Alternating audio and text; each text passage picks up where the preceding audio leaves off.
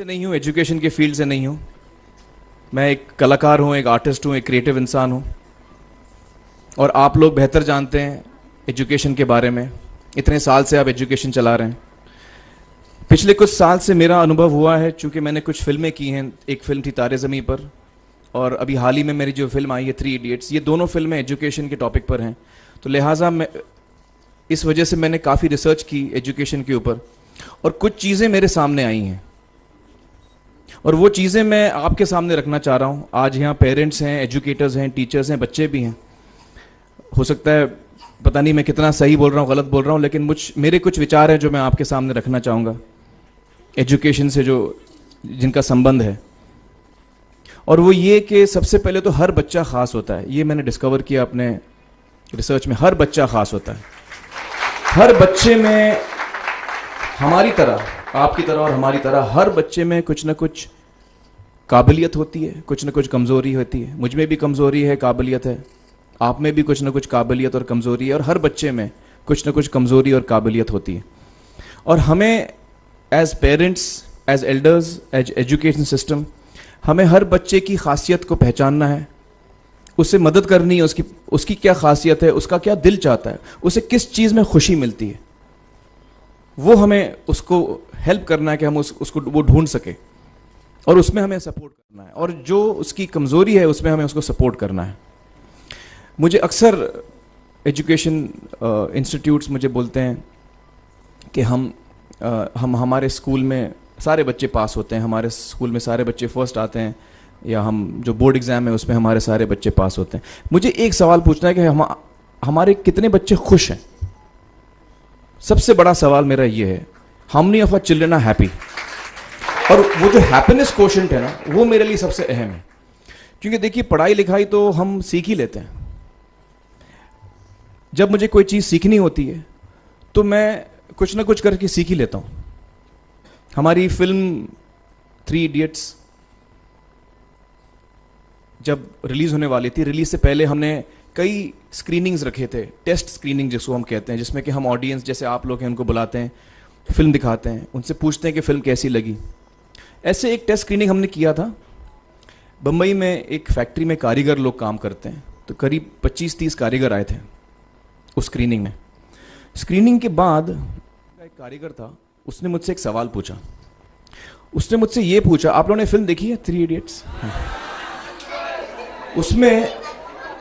उसने मुझे एक सवाल पूछा जो बहुत कमाल का सवाल था। उसने मुझे ये सवाल पूछा कि सर, पिक्चर के अंत में हमें पता लगता है कि आप तो रणछोड़ दास थे ही नहीं, रैंचो तो थे ही नहीं आप, तो सर्टिफिकेट तो आपको मिला नहीं, वो तो जावेद जाफरी को मिल गया। तो आप इतने बड़े साइंटिस्ट कैसे बन गए? इतने बड़े पेटेंट्स, 400 पेटेंट्स, जापानी लोग आपके पीछे पड़े हैं, तो आपको सर्टिफिकेट तो मिला नहीं, तो आप इतने बड़े साइंटिस्ट कैसे बन गए? बहुत ही अहम सवाल है ये, बहुत ही इंपॉर्टेंट सवाल है। और ये जो मुद्दा है उसके हार्ट में जाता है ये, कि जब मैं एग्जाम के लिए रट के जवाब देता हूं और वो जवाब में मुझे नंबर मिलते हैं और मैं पास हो जाता हूं, तो मेरे हाथ में एक पर्चा आता है जो मुझे कहता है कि मैं पढ़ा लिखा हूं। लेकिन वाकई मैं पढ़ा लिखा हूं या नहीं, ये अभी तक हमको श्योर मालूम नहीं है। लेकिन जब आप नॉलेज चाहते हैं कि आपको मिले, विद्या मिले आपको, तो फिर वो कागज का मायने कुछ होता नहीं है। तो मैंने उसको जवाब में 2 सवाल पूछे। मैंने बोला उसको कि भैया, आपको क्या लगता है मैं अच्छा एक्टर हूं? उसने बोला हाँ, देश भर में आप सब लोग मानते हैं आपको, आप अच्छे एक्टर हैं। मैंने उससे कहा कि भैया, मेरे पास कोई सर्टिफिकेट नहीं है जो कहता है कि मैं अच्छा एक्टर हूं। मेरे पास कोई कागज नहीं है जो मुझे बोलता है कि मैं अच्छा एक्टर हूं। मैंने फिर उससे एक सवाल पूछा कि मैंने सुना आप बहुत अच्छे कटर हैं, आपके जो बॉस मुझे बताते हैं कि आप उनके मेन कटर हैं और आपकी बड़ी इज्जत करते हैं वो। आपके पास कोई पर्चा है, सर्टिफिकेट है जो मुझे बताता है कि आप कटर हो? उसने बोला नहीं सर। तो मैंने बोला आपका जवाब आपको इधर ही मिल गया। Education is beyond marks, education is beyond grades, education is what you learn. और मेरी इच्छा है कि हिंदुस्तान में हम एजुकेशन को इस नज़रिए से देखें कि हम अपने बच्चों को वाकई शिक्षा दें, और शिक्षा हम खुशी से दें। क्योंकि शिक्षा में सिर्फ ज्ञान नहीं होता, शिक्षा में एक और चीज़ मिली हुई होती है, वो ये है कि हम अपने बच्चों को डेवलप करते हैं एज ह्यूमन बींग्स। आगे चल के वो ज़िंदगी में अच्छे इंसान बने, आगे चल के वो अपने पैरों पे खड़े रह सकें, आगे चल के वो इज्जत की ज़िंदगी जी सकें, आगे चल के वो दूसरों के बारे में ध्यान रखें, आगे चल के वो किसी के चेहरे पे मुस्कुराहट ला सकें, आगे चल के वो किसी की मदद कर सकें। This is what we should develop of our children. ये मेरी फीलिंग है। मैं जहाँ भी देखता हूँ, ये मेरे साथ भी हुआ है जब मैं छोटा था। जब से हमारे बच्चे छोटे होते हैं, जब से बच्चे पैदा होते हैं, बच्चा घर आता है, हम बच्चे को पूछते हैं भाई मार्क्स कितने मिले, फर्स्ट आया कि सेकंड आया? वो बोलता है सेकंड। सेकंड आया तो अरे फर्स्ट नहीं आया, डांट पड़ती है उसको। जो बोलता है मैं 10th आया तो उसकी तो हालत ही बुरी हो जाती है। बच्चे को लगता है यार ये फर्स्ट आना बड़ा जरूरी है।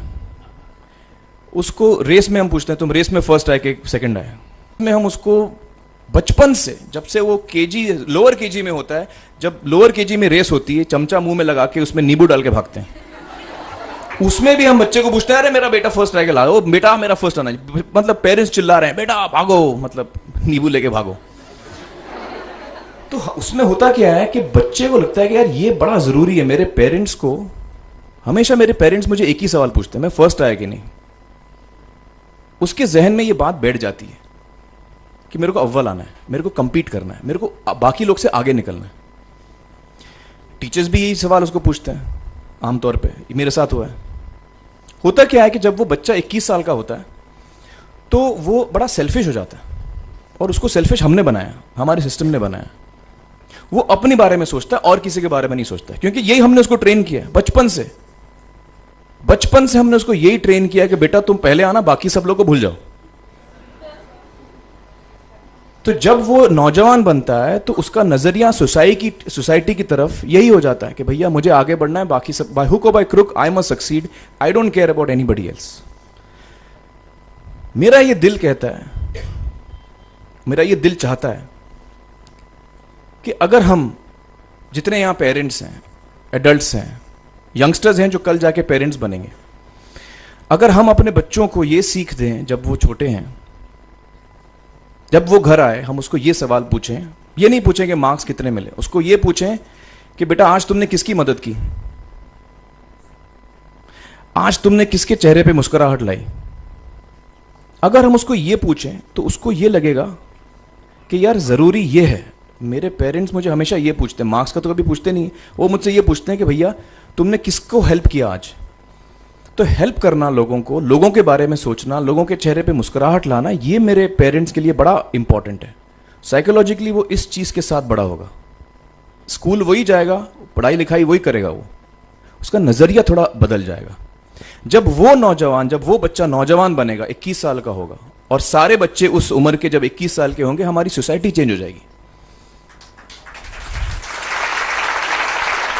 क्योंकि तब हमारी सोसाइटी में ऐसे नौजवान होंगे जो खुद के बारे में नहीं सोच रहे हैं, दूसरों के बारे में सोच रहे हैं। तो मुझे लगता है कि सबसे बड़ी चीज जो हमारे एजुकेशन सिस्टम में मैं देखना चाहूंगा, जो मैंने अपने स्कूल लाइफ में नहीं देखी, कि हमको ये अहमियत इस पे दी जा रही है कि हम अपने आसपास के बच्चों को कितना हेल्प कर रहे हैं। ये एक बहुत बड़ी तब्दीली अगर आ जाए तो मुझे लगता है कि हमारा देश बहुत सुधर सकता है, बहुत बदल सकता है, हम बहुत